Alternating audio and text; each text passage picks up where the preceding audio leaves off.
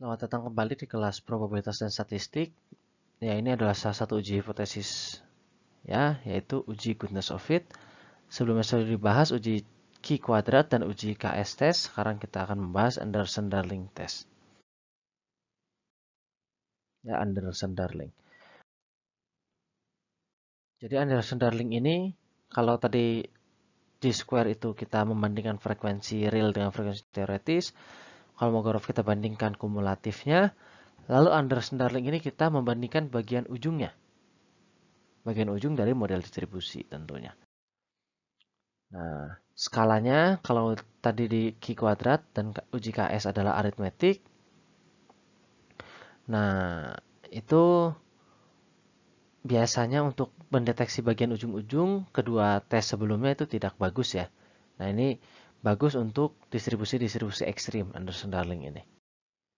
Ya, penekanan diberikan pada ujung-ujung distribusi. Ya, misalkan kalau kita ingin menghitung sebaran penghasilan dan lain sebagainya itu tidak bisa kita gunakan yang biasa ya. Kita bisa gunakan Anderson-Darling ini. Ini prosedurnya. Kita urutkan data dari kecil ke besar seperti KS test. Lalu kita hitung distribusi kumulatifnya. Itu sama seperti saat kita uji KS. Dan yang ketiga kita hitung statistik Anderson-Darling. A kuadrat. Bisa dilihat sendiri. Itu sama dengan negatif jumlah dari jumlah untuk masing-masing X ya. Itu 2i dikurangin 1 dikali ln fxi ditambah ln 1 dikurangin fxn plus 1 min i. Jadi dia menggunakan skala logaritmik ya di sini. Lalu dibagi dengan jumlah datanya dikurangin n. Itulah statistik Anderson-Darling.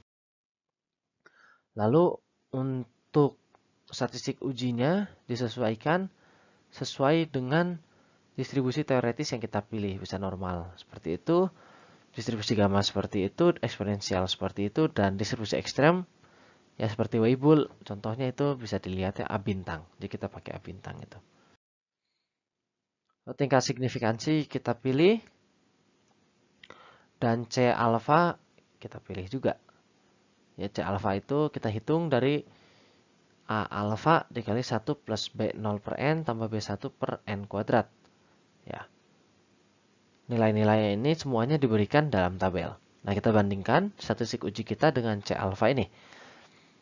Kalau alfanya lebih besar dari C alpha, kalau A bintangnya lebih besar dari C alpha, maka tolak distribusi yang diajukan. Kalau alfa A bintangnya lebih kecil dari C alpha, kita terima distribusi yang diajukan. Kita gagal menolaknya. Gitu. Tes ini butuh sampel lebih dari 7. Nah, dinyatakannya AD ini Anderson-Darling ini dinyatakan dalam bentuk logaritmik ya, sehingga ujung-ujungnya akan berkontribusi lebih banyak.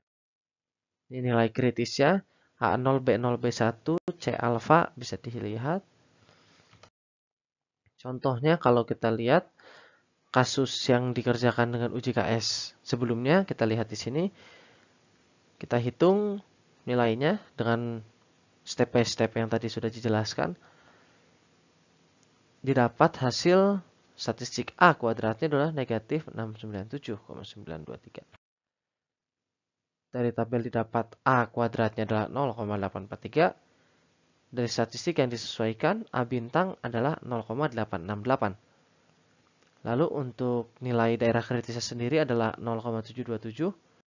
Sehingga dapat disimpulkan distribusi itu tidak bisa kita terima. Distribusi tersebut ditolak pada tingkat signifikansi 5%. Namun pada tingkat signifikansi 1%, kita masih belum bisa menolak distribusi tersebut. Inilah cara menghitung dengan menggunakan Anderson-Darling.